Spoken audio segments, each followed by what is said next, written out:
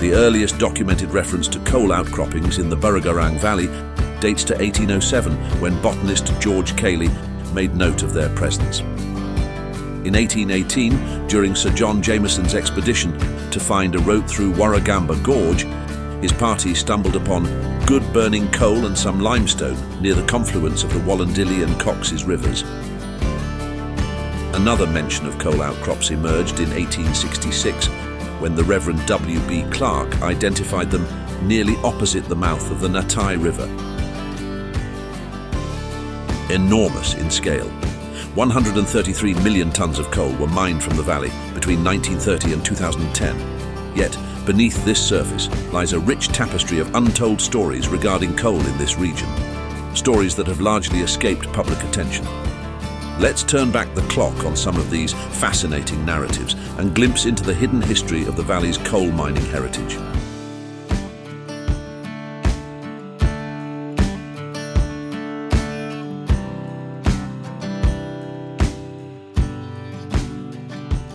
In 1922, J.M. Morris, employed by BHP, conducted a survey, systematically collecting coal samples along the Natti and Wallandilly rivers.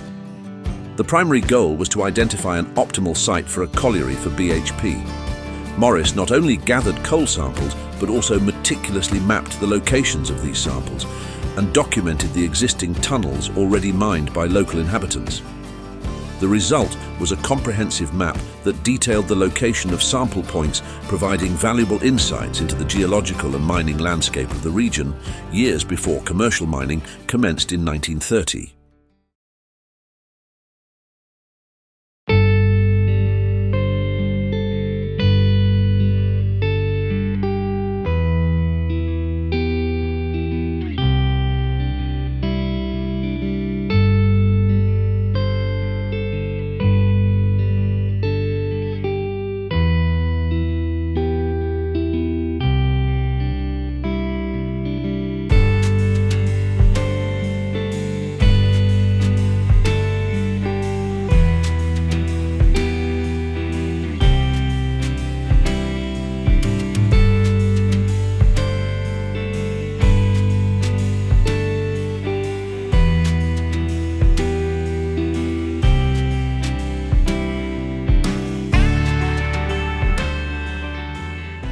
The Shoebridge family moved into the valley in 1856. Their farm was located at the lower end of the valley at the junction of the Wallandilly, Cox and Warragamba rivers. In the book Rabbit Hot Rabbit Cold by Owen W. Pierce, he quotes, "Mother's father built a sledge and would go up into the mountains and fill it with coal for the house fire. It would last longer than wood." The seam was recorded as the #1 seam by J.M. Morris. It was later called the Natti seam, and finally the Bulleye seam. Coal may have been used by other families in the valley, but this was one of the first records of it being mined, long before Isaac Saint was using coal for blacksmithing purposes. Isaac Saint was originally credited as the first to mine and use coal in the valley.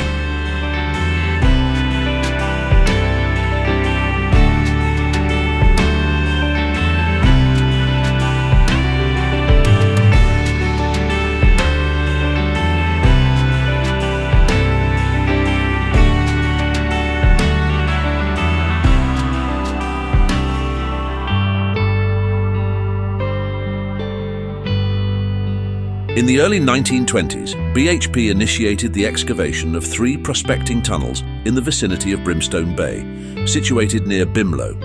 Their primary objective was to assess the quality of coal through sampling, with the eventual goal of establishing operational mines. Despite the coal's recognition as some of the finest in the nation during that era, the logistical challenge and cost associated with transporting coal from the valley floor raised significant concerns.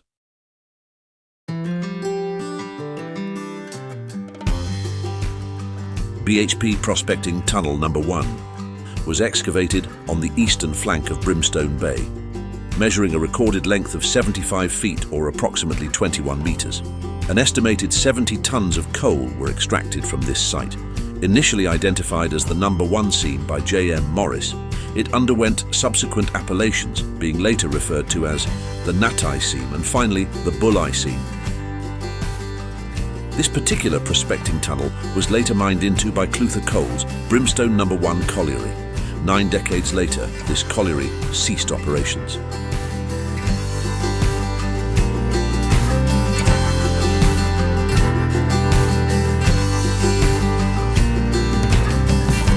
BHP Prospecting Tunnel No. 2 was excavated on the other side of Brimstone Bay, up the gully, across from Tunnel No. 1.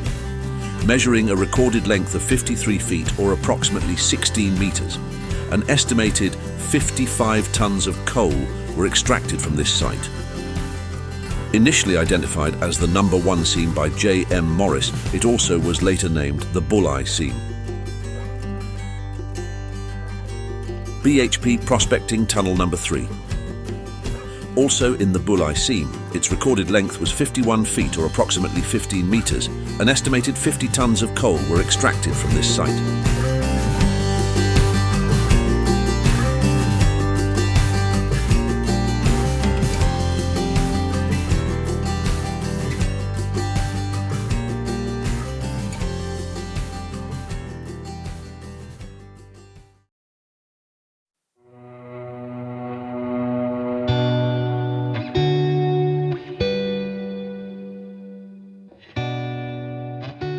While scant details are available about the Grundy Tunnel, one can speculate that, akin to the Shoebridge family, the Grundy household likely savoured the advantages of coal, particularly during the harsh winters typical of the valley. Situated upstream from Lacey's Crossing, their family residence was positioned amidst the rugged beauty of the region. The tunnel's location would be within the vicinity of the significant landslide that occurred during Easter 1965.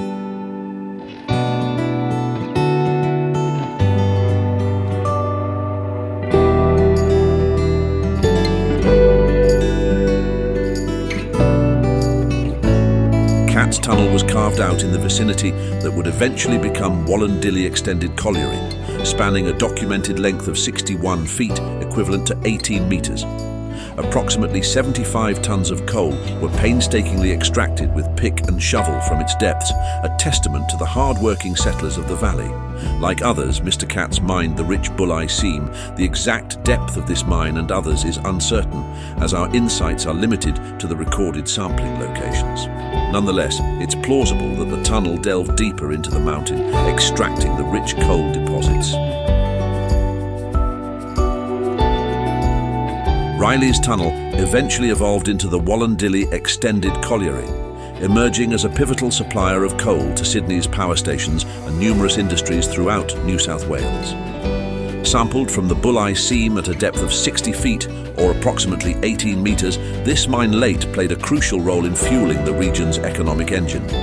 Edward Riley, who also managed the Natti post office located 800 metres south of the mine. A captivating glimpse into the past, a photograph captures Edward and his family standing proudly in front of the mine entrance, symbolising the integral role he played in the coal mining legacy of the valley. The photo on the left, also of the Riley mine, is often mistaken as the BHP Prospecting Tunnel. Shown on this mine plan is the original Riley mine workings.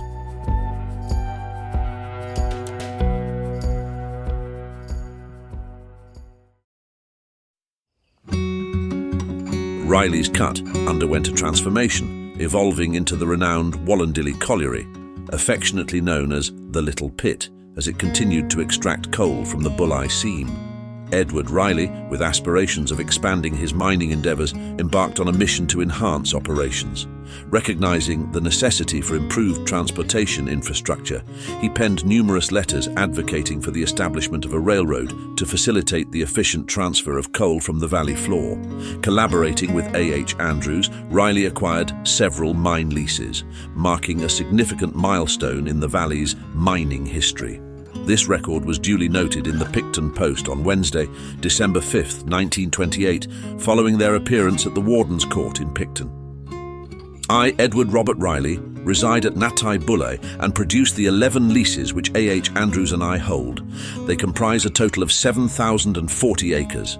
The labour conditions require 4 men on each of the leases for the first 12 months and 8 on each thereafter. 2 tunnels have been made into the mountain 130 feet long. 300 tons have been taken out and stacked ready to be taken away, but a high flood swept the coal away. 90 tons were after taken out of the leases and sent to Newcastle. Between £700 and £800 have been spent on the leases. In addition to labour performed by myself, I have had some difficulty financing the working of the leases and cannot go further without capital.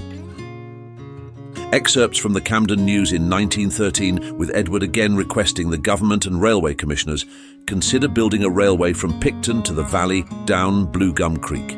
Edward writes, "The Burragorang coalfields are from 21 to 23 miles distant from Picton, and when we consider that the haulage of northern coal to the Sydney workshops, Everleigh Clyde, and for the use of the railway beyond Picton involves a distance of from 100 to 160 miles, it would be evident that the construction of the rail line, I suggest, would at once put the commissioners in touch with an immensely cheaper and more convenient means of obtaining first-class coals." It must have been heart-wrenching for Edward to relinquish these leases. He was just 3 feet from gold, witnessing the potential of what would blossom into an extraordinarily prosperous coal mining industry a mere decade later, and spanning 80 years. This coal not only fueled Sydney's power stations, it also supplied Sydney's bustling industries and later extended its reach to overseas markets. Alas, Edward, the echoes of what could have been linger in the shadow of lost opportunities. I hope you've enjoyed this journey through some of Australia's rich history. Thank you for watching.